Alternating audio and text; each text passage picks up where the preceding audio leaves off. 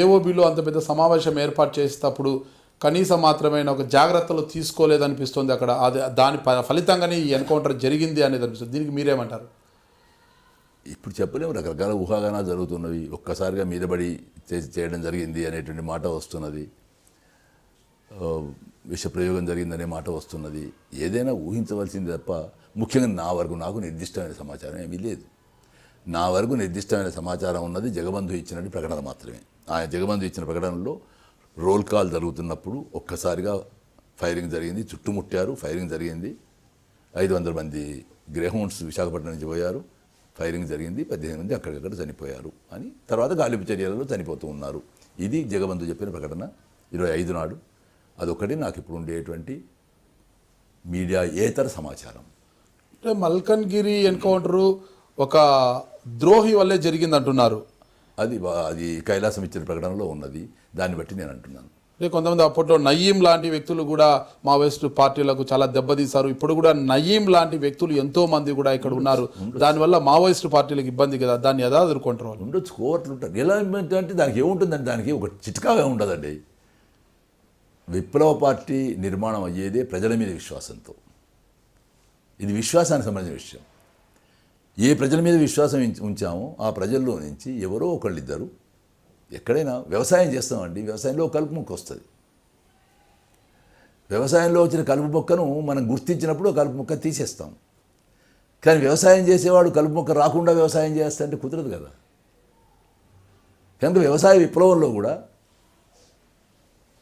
ప్రజల మీద విత్తనాల మీద విశ్వాసంతో, నాటు వేసేటువంటి నారు మీద విశ్వాసంతో రైతు భూమి మీద దిగుతాడు.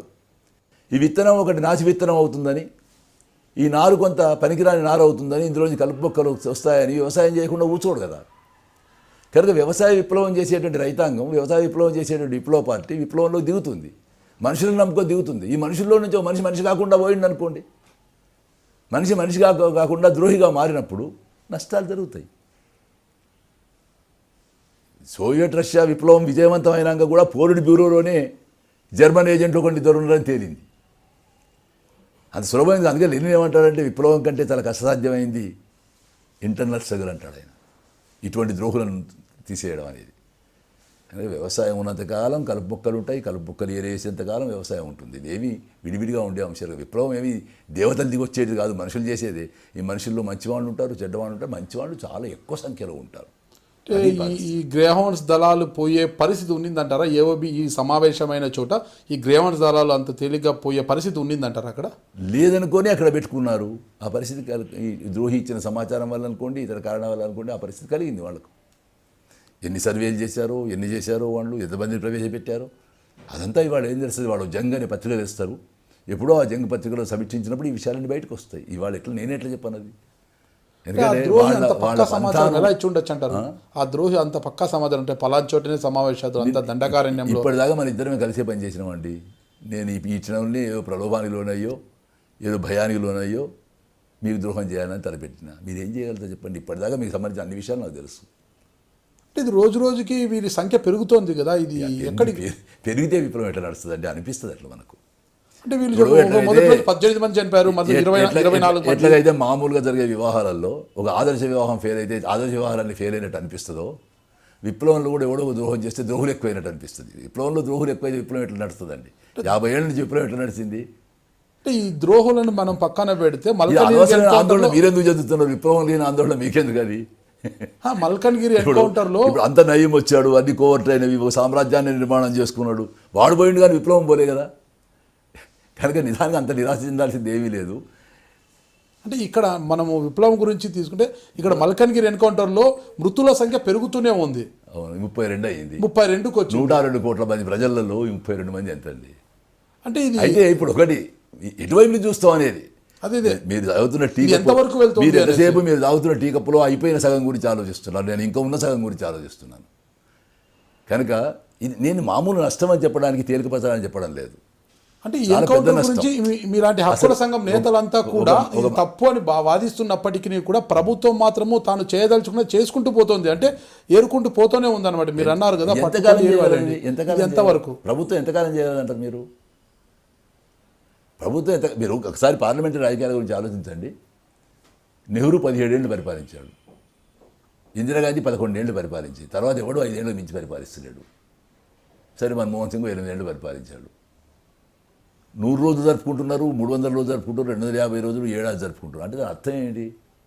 నేను ఎన్నికైనా 5 ఏళ్ళు కూడా ఉంటానన్న నమ్మకం లేని స్థితికి పార్లమెంటరీ రాజకీయాలు దిగజారిపోయినాయి.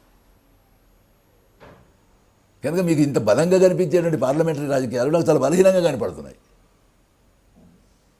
చాలా బలంగా కనిపించేటువంటి సామ్రాజ్యవాదం చాలా సంక్షోభంలో ఉన్నట్టు కనపడుతుంది. వాడు ఏం చెప్తున్నాడు? డొనాల్డ్ ట్రంప్ ఎన్నికలు జరపకండి, నన్ను అధ్యక్షునిగా ప్రకటించండి అని చెప్తున్నాడు. వాడు ఎన్నికల్లో అంత విశ్వాసం లేని మనిషి, ప్రత్యక్షంగా ప్రజలు చేసేటువంటి ఓట్ల ద్వారా అధ్యక్షునిగా ఎన్నికయ్యేటువంటి మనిషి, the biggest democracy of the వరల్డ్లో ఎన్నికలు జరపకుండా నన్ను ప్రెసిడెంట్గా డిక్లేర్ చేయమంటున్నాడు. ఇంతకంటే సామ్రాజ్యవాదం యొక్క డీజనరేషన్ ఇంకేమైనా అర్థం ఉన్నదండి?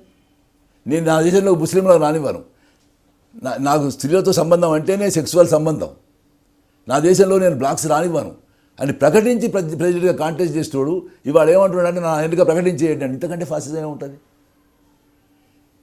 సామ్రాజ్యవాదం అనేది లేదా చాలా గొప్ప ప్రజాస్వామ్యం అని అమెరికా చెప్పుకునేటువంటిది డొనాల్డ్ ట్రంప్ రూపంలో ఇంత బహిర్గతంగా బయటకు వస్తుంటే, మోడీ రూపంలో భారతదేశంలో ఉండేటువంటి ప్రజాస్వామ్యం ఇంత గొప్ప రూపంలో బ్రాహ్మణీయ ఫాసిజంగా బయటకు వస్తుంటే అది బలమైందని అనుకోమంటారు ఏంటి మీరు? అది బలమైందని ఎప్పుడు అనుకుంటామంటే మన విశ్వాసాలు కూడా అటువంటి విశ్వాసాలు అయినప్పుడు కాదు కదా. ప్రజల విశ్వాసాలు ఇంత దుర్మార్గంగా ఉండవు. ప్రజల విశ్వాసాలు ఇది దుర్మార్గం అని గుర్తించే పద్ధతిలో ఉంటాయి. కొందరు అనొచ్చు, కొందరు అనకపోవచ్చు. ఆర్కే గారి కుమారుడు పృథ్వీ గారి మృతదేహం ఎలా ఉన్నింది ఆ రోజు? అందరిది అంతే. అతన్ని చిత్రహింసలు పెట్టి చంపేశారు.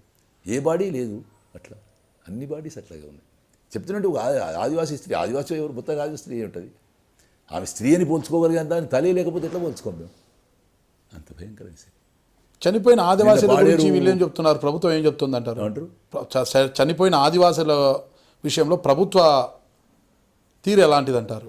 వాళ్ళు మావోయిస్టులో ఉన్నారు కాబట్టి వాళ్ళకి ఏం చేయరు. గ్రే హౌండ్స్ అయితేనేమో 40-40 లక్షల రూపాయలు ఇస్తారు, కుటుంబాన్ని పరామర్శిస్తారు. ఈ ఆదివాసులు మావోయిస్టుల పార్టీ పక్షం ఉన్నారు కాబట్టి వాళ్ళకి ఏమి చేయరు.